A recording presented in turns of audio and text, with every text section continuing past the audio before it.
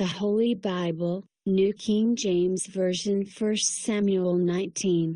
Now Saul spoke to Jonathan his son and to all his servants, that they should kill David, but Jonathan, Saul's son, delighted greatly in David. So Jonathan told David, saying, My father Saul seeks to kill you. Therefore please be on your guard until morning, and stay in a secret place and hide. And I will go out and stand beside my father in the field where you are, and I will speak with my father about you. Then what I observe, I will tell you. Thus Jonathan spoke well of David to Saul his father, and said to him, Let not the king sin against his servant, against David, because he has not sinned against you, and because his works have been very good toward you. For he took his life in his hands and killed the Philistine, and the Lord brought about a great deliverance for all Israel. You saw it and rejoiced. Why then will you sin against innocent blood, to kill David without a cause?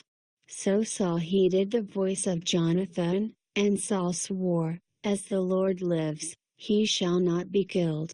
Then Jonathan called David, and Jonathan told him all these things.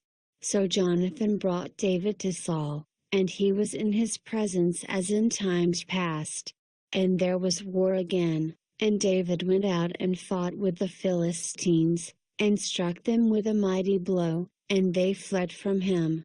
Now the distressing spirit from the Lord came upon Saul as he sat in his house with his spear in his hand.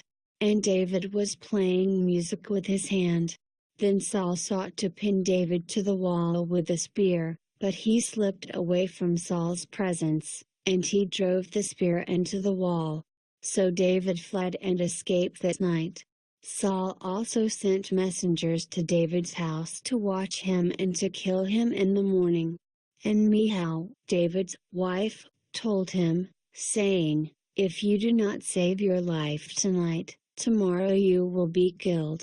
So Michal let David down through a window. And he went and fled and escaped. And Michal took an image and laid it in the bed, put a cover of goat's hair for his head, and covered it with clothes.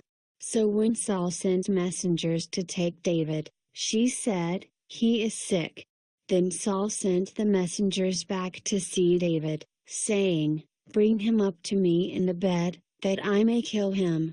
And when the messengers had come in, there was the image in the bed, with a cover of goat's hair for his head.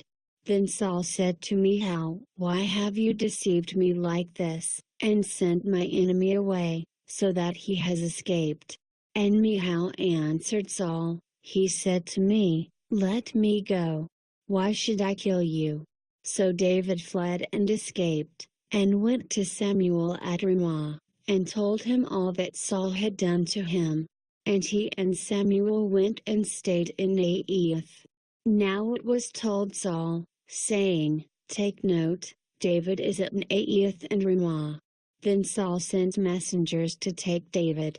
And when they saw the group of prophets prophesying, and Samuel standing as leader over them, the Spirit of God came upon the messengers of Saul, and they also prophesied.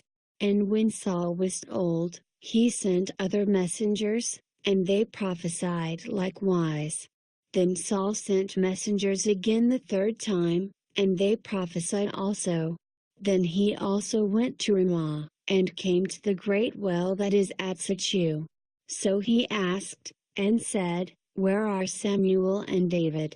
And someone said, Indeed they are at Naioth and Ramah. So he went there to Naioth and Ramah. Then the Spirit of God was upon him also, and he went on and prophesied until he came to Naioth and Ramah. And he also stripped off his clothes and prophesied before Samuel in like manner, and lay down naked all that day and all the night. Therefore they say, Is Saul also among the prophets?